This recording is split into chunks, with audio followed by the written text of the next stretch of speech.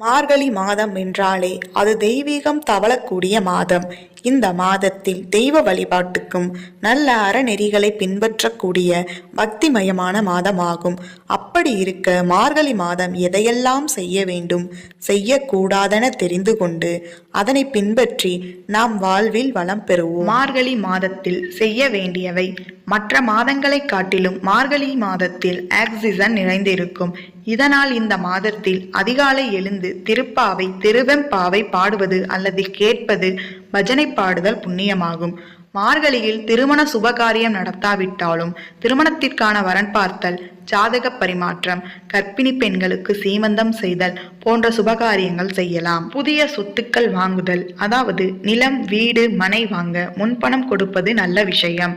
அதிகாலை எழுந்து அரிசி மாவினால் கோலம் போட வேண்டும். மார்கழியில் செய்யக்கூடாதவை: மார்கழி மாதத்தில் விதை விதைத்தல்